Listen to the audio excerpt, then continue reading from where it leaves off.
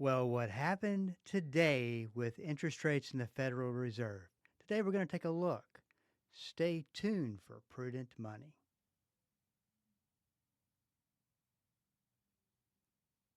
Well, good afternoon, everyone. This is Bob Brooks, and you are listening to the Prudent Money Radio Show. Thank you so much for joining me today. You know I do appreciate it.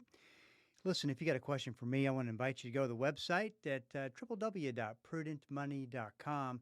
Once you do get to the site, you just go to the top of the page and you see an Ask Bob link and click through that and you can send a question in. I love to get your questions and love to hear from you. It's one of my favorite parts of doing radio is get to see what's on your mind. So make sure you go to prudentmoney.com, send an email. We'll get you all taken care of. And just that easy. Well, what might not be easy is for most people to understand what's happening with interest rates, why it's important, what's really the backstory. And today is somewhat of an important day because the Federal Reserve Board, and I'll make sense of all this here in just a second. The Federal Reserve Board announced its big interest rate decision today, and the market and Wall Street didn't really care for what Fed Chairman Jay Powell had to say. Now, let me tell you this.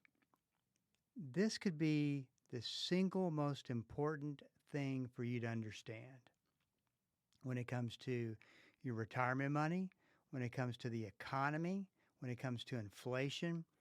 And I get the same feedback a lot from people who say, I just wish I understood it better. Well, one of the things that we talked a lot about at the 3 o'clock hour when we were on that time slot is this very thing about interest rates. Now, for those of you who are new listening to me, I want to make sure that I go through this so that you start to get a good understanding.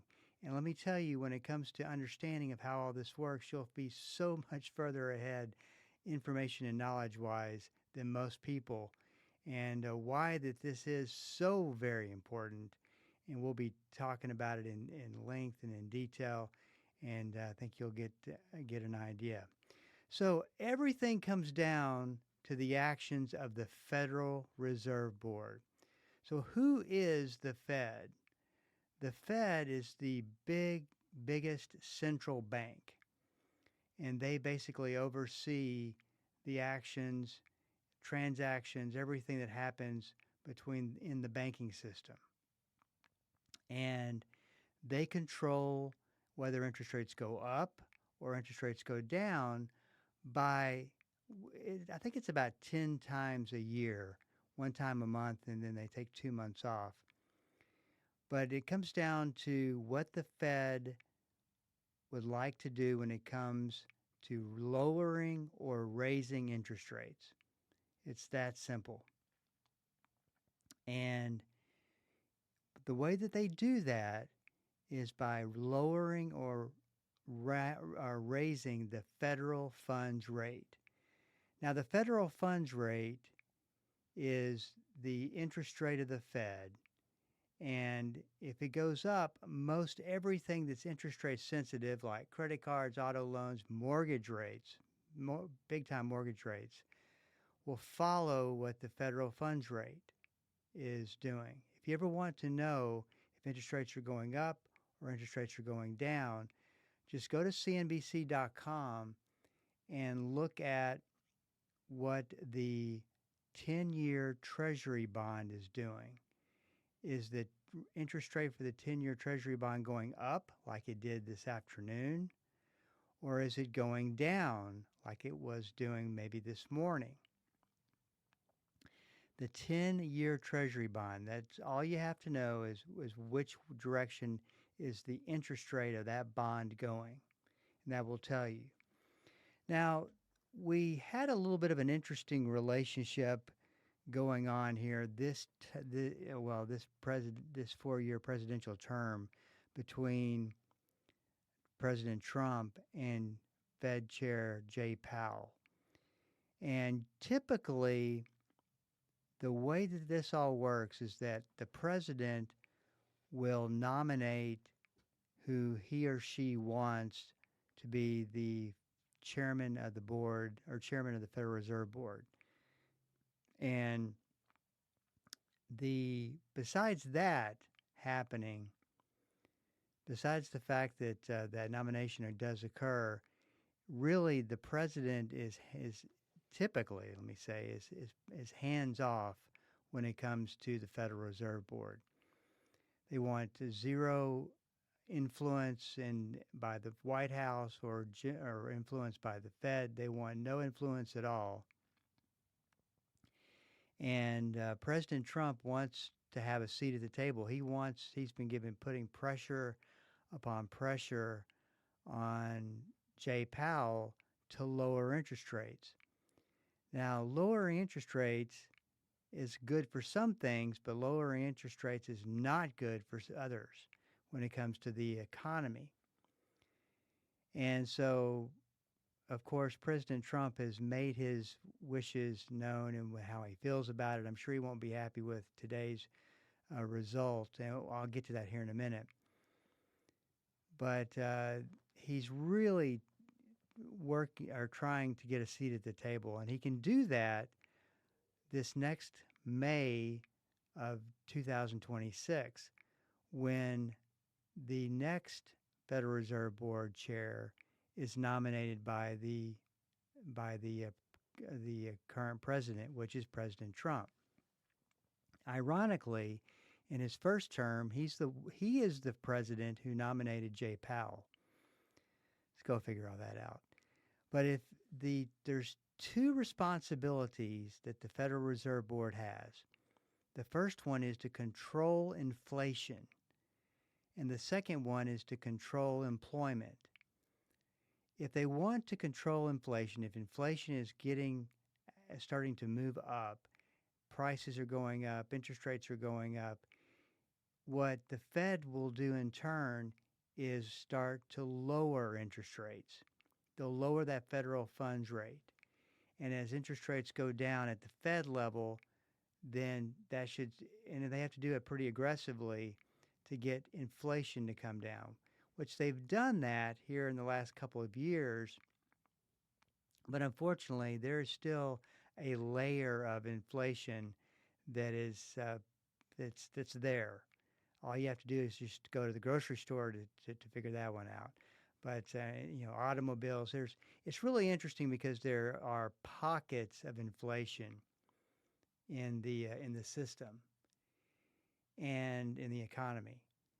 Now, if the economy is starting to falter, it's starting to lose, it's starting to decline, then the Federal Reserve Board can control the economy by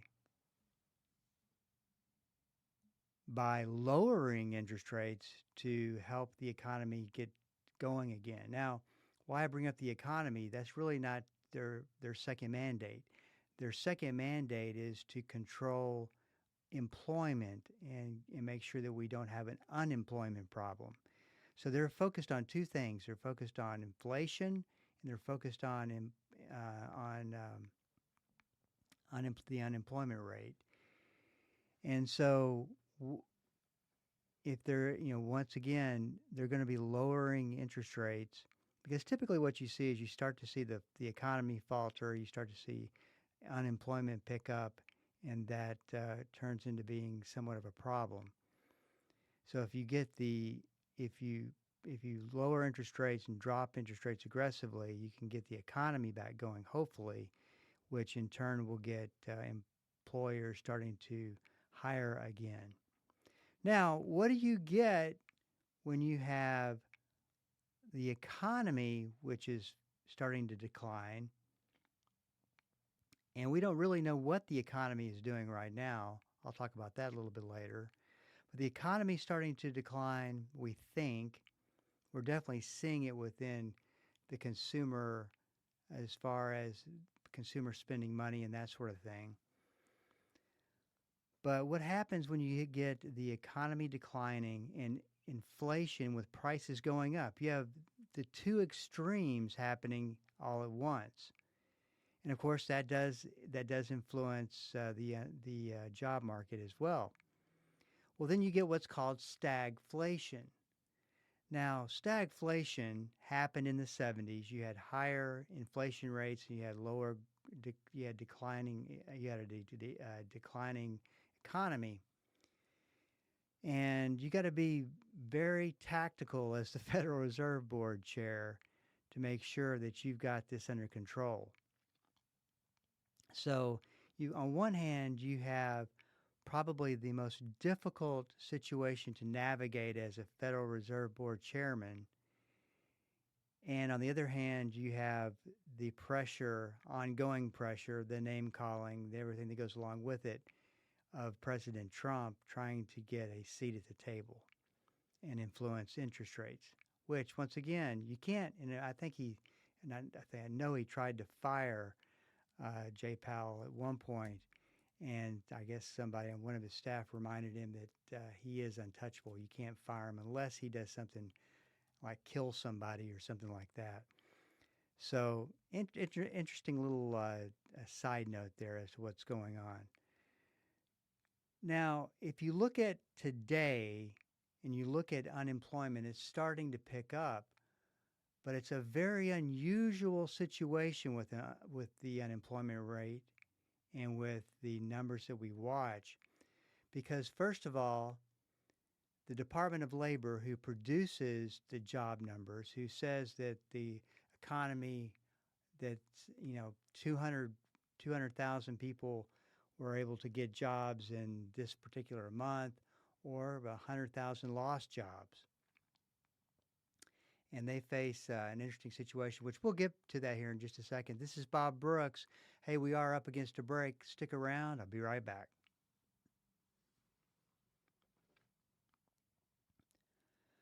This is Bob Brooks, and you are listening to the Prudent Money Radio Show. Thank you so much for joining me today. You know I do appreciate it. If you got a question for me, go to the website, www.prudentmoney.com. Send it in, and I will get you taken care of. That's all at the website, prudentmoney.com. We're talking about everything that you need to know about the Federal Reserve Board, and hopefully more than two people have lasted through the first part. It can get a little dry. However, it is if you can understand this, if you can get your arms around this and what it all means, then you have a good chance of understanding what is happening. Now, typically, and so stick with me on this, and if you want to go back and listen to the beginning of it, if you're glutton for punishment, you can go to the website, or you can go wherever you consume your podcasts and that type of thing. We're on, I think, every platform that you can be on, so you can go your choice. You might need to listen to it if you really want to get a good control over what your understanding of how all this works. You might want to go listen to it again. So we're talking about, you have job loss. You're starting to see more jobs being lost, and layoffs announced.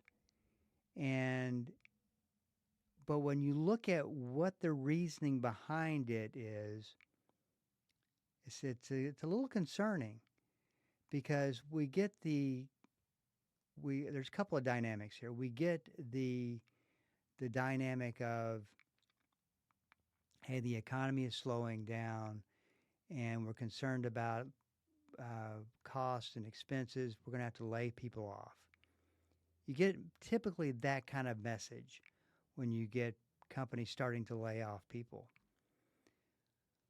But when you get companies to start saying things like, we're trying to streamline, and then the word innovation, and staying with future technology and this kind of thing, they're pretty much telling you that a good portion of the layoffs are because of artificial intelligence, because of the AI and the influence of AI. I always thought that was something, that's a future, that's going to happen 10 years in the future.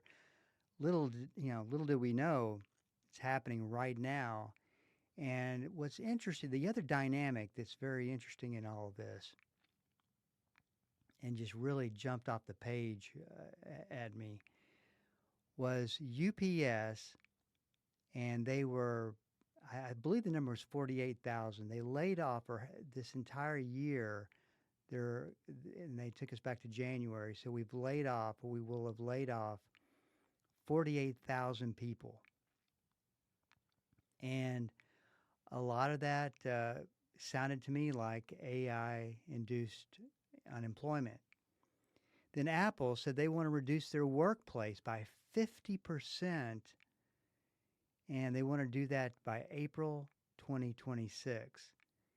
And some companies are coming right out and saying something about AI. I think they're being very careful about what they say because they don't want the realization that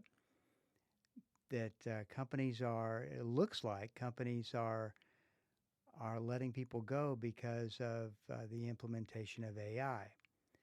I certainly do hope that's not what we're hearing, but that seems to be what is happening. But what's interesting to me is that the markets are not really reacting that much to it, and I think that they're looking at it as from the standpoint of AI is going to make things quicker, faster, more efficient, more profitable, higher stock prices, even at the the peril of jobs. And that's what doesn't make much sense to me is that you're potentially creating a high employment unemployment situation, and that's obviously not a good situation. But the markets are overlooking it for overlooking it for some reason. I just thought that if Apple if they made an announcement and UPS made an announcement, markets would not do too well, and it hasn't really affected them. What did affect the markets today, back to the Federal Reserve Board, is that typically what ends up happening is they announce whether they're going to lower or raise or keep steady the federal funds rate. Well, Fed Chairman Powell will come out in the afternoon, about an hour or two later, and give his press conference and let reporters ask questions. And he said, now keep in mind the markets are expecting rates to continue. They did lower rates today, and they expected the Fed to lower rates again in December. And Federal Reserve Board Chair Jay Powell said, "Don't take that as a foregone conclusion. We may not lower interest rates." Markets did not like that, and and I can see why, because if they continue, and where I stand on it, I don't think the Fed should be touching rates right now. I think that we need to get more guidance, because one of the problems is the Department of Labor is, because of the government shutdown, is also shut down, and they are not releasing any unemployment numbers or statistics or anything. So the Fed, well, they say the Fed's flying blind. I'm sure that Jay Powell knows what's going on. I'm sure everybody in government knows what's going on. But they purposely want to keep it from the rest of the United States. And so we supposedly don't have any visual on what's going on with unemployment, and that, of course, should be a concern. And it is a concern. So it's just a really interesting time as to what is taking place. And so the Fed is cut rates today, not so much. It doesn't look like they're going to be cutting rates in December. And a lot of this, if you were picking whether you were going to try to control inflation or try to control the economy, I think I would pick inflation, because once that gets out of control, that's a real problem. And it's already, we have like a layer of inflation that's there. Whether it starts to go up and go up aggressively, time will only tell. But I think that the inflation made a big statement today as the federal funds rate was lowered and interest rates went up. Should not happen. They should, if the federal funds rate goes down, interest rates should go down. I hope that makes sense. But the exact opposite happened. And so we'll see what does happen tomorrow with the markets. Today finished not too bad. Uh, market looks like it could take a break anyway. So we will see. Now, let's slide over here with the limited time we've got left and talk about the importance of real estate. The big problem with real estate, as you probably know, is the fact that we've got a problem with interest rates. Mortgages are too expensive to keep up the buying that was happening years ago, and it seems like years ago in the real estate markets. So I always describe it as being locked up. Buyers aren't buying as much. Sellers are taking in their signs, and but I'll say this, that we are seeing a little bit more activity, which is good. And the second thing is, and you're starting to see this transition to a buyer's market from a seller's market, and that's really and Mark Pfeiffer was on, I believe, a couple days ago. And if you missed that program, go check that out because he really gives a good review of what's going on with the markets. But we are starting to see a little bit of movement, which is good. But we need to see the system get going again. And the fact that interest rates are not cooperating at all with the real estate markets is troublesome. So we'll see how the interest rates are going to be responding here now that the Fed has lowered another 25%, what they call basis points, which is pretty much 25% of 1%. If that didn't send you over the edge, I don't know what will.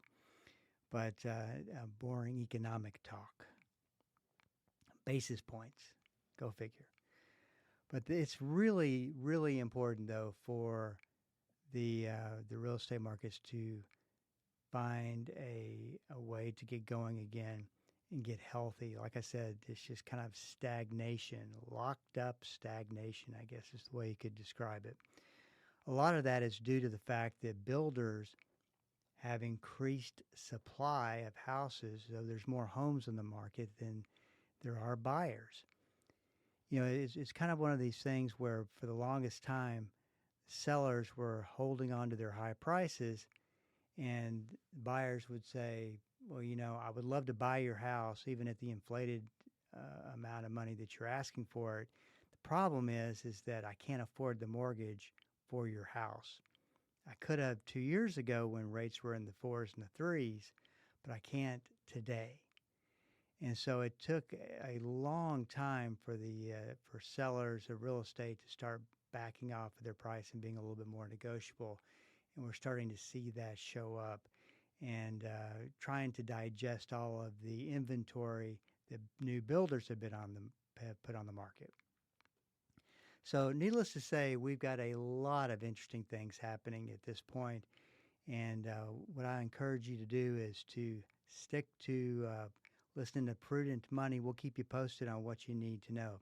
Hey, this is Bob Brooks, and you are listening to the Prudent Money Radio Show. Thank you so much for joining me today. You know I do appreciate it. If you've got a question for me, please go to the website, www.prudentmoney.com, and send it in because we are all out of time. Till we do meet again next time. Keep the faith and have a great rest of the day.